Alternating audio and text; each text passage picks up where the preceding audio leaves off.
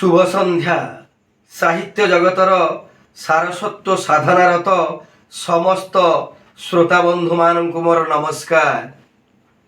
मु कवि ऋषिकेश साहू वर्तमान मोर कविताटी आवृत्ति करने को जाऊँगी। कवितार शीर्षक है प्रलयर तांडव। आसंतु शुणिबा। स्वर्ग मर्त्य पाताल ये तीन हेउछि मूल। जीव जगत को पालुछि धरित्री मार कोल। प्रकृति को अंगुली देखुवा मनीष आजी हीनस्ता भरा अस्तव्यस्त। प्रकृति आजी विशृंखलित। मौसुमी आजी पथभ्रष्ट। विज्ञानर परीक्षण अनवरत। प्रलय एठी सुनिश्चित। प्रति मुहूर्तरे अगाध समुद्र मध्यरे दाना बांधुछि झड़ आउ बतास। प्रकृतिर भूस्खलन जलार्णव बन्या विपात।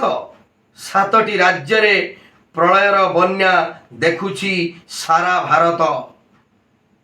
तथापि चेतुनिए मनीष माटी पानी पवन सबु एठी दूषित। आमको बुझिबा को हेबो ए सबु प्रलयर सामान्य संकेत। हुशियार हुओ जीव जगत आग को देखिब प्रलयर तांडव सुनिश्चित। प्रलयर तांडव सुनिश्चित। श्रोता बंधु मान को मोर विनिम्र अनुरोध भिडियोटी को लाइक शेयर एवं सब्सक्राइब करने को आदौ भूलिबे नहीं। जय जगन्नाथ जय जगन्नाथ।